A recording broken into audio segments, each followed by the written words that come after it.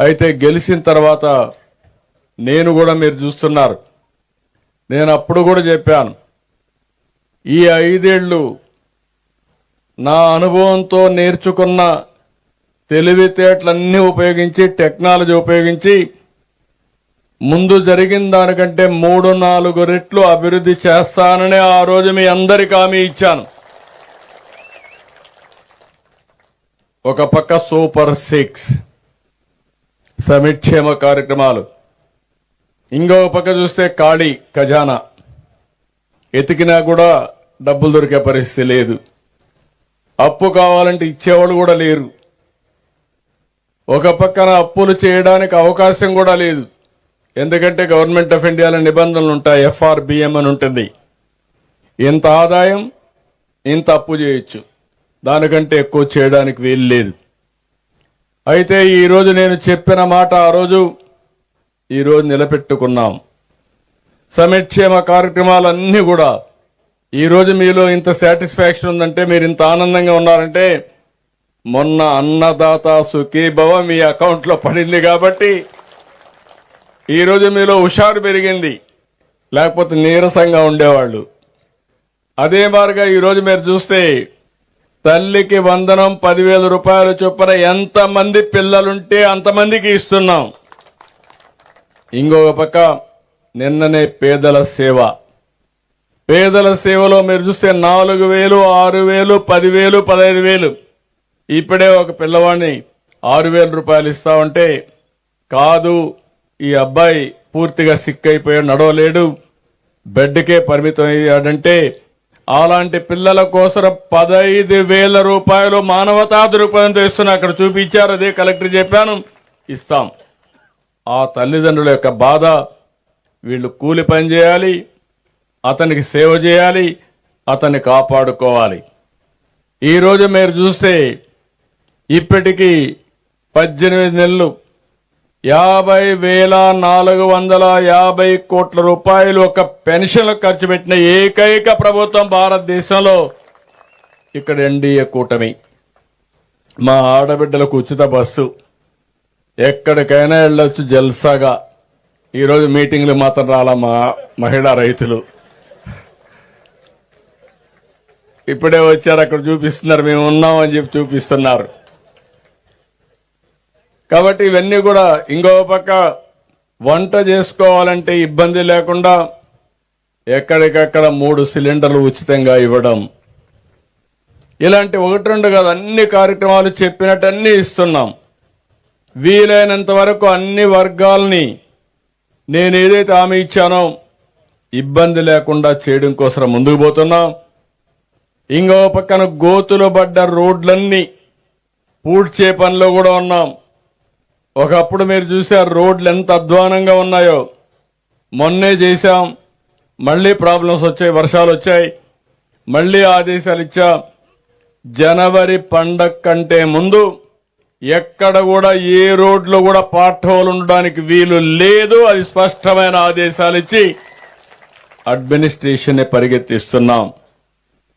ఈ రెండు చేసి ఈరోజు నేను అతి ముఖ్యమైన కార్యక్రమం, జటిలమైన సమస్య, రైతుల సమస్య. ఈరోజు మనందరం గుర్తుపెట్టుకోవాల్సింది, రైతుల సమస్య పరిష్కారం చేయగలిగితే మిగిలిన సమస్యల పరిష్కారం చేయడం పెద్ద కష్టం కూడా కాదు. అందుకే రైతన్న మీకోసమని 6 రోజులు మీ ఇంటింటికి పంపించాం, మిమ్మల్ని కలిశారు, మీరిచ్చినటువంటి ఫీడ్బ్యాక్ తీసుకున్నాం. ఈరోజు మనం ఒకటి గుర్తుపెట్టుకోవాలి, చరిత్రను గుర్తుపెట్టుకోవాలి, భవిష్యత్తుకు ప్రణాళిక రూపకల్పన చేసుకోవాలి. చరిత్రలో మీరు చూస్తే ఈ రాష్ట్రం వ్యవసాయ ఆధారిత రాష్ట్రం, వ్యవసాయం మనకు ప్రధానం. ఆ రోజు నేను హైదరాబాద్ కేంద్రంగా ఉన్నప్పుడు సర్వీస్ సెక్టర్ రావాలి, నాలెడ్జ్ ఎకానమీ రావాలి, తద్వారా ఆదాయం పెరుగుతుందనే ఉద్దేశంతో హైదరాబాద్ని అభివృద్ధి చేశాం. ఈరోజు అది తెలంగాణకు వెళ్ళింది. దానివల్ల ఆ రాష్ట్రంలో మీరు చూస్తే 60% సర్వీస్ సెక్టర్ ఉంది. వ్యవసాయంలో వచ్చే ఆదాయం 14%. రాష్ట్రం విడిపోయినప్పుడు రెండు రాష్ట్రాలు కలిపి 24-25% జిఎస్డిపి కాంట్రిబ్యూషన్ ఉంటే మన రాష్ట్రం 34%కి వెళ్ళింది. ఈ విషయం ఇంకొక విషయం కూడా మీరు ఆలోచించుకోవాలి. వ్యవసాయంలో ప్రభుత్వానికి ఆదాయం తక్కువ వస్తుంది.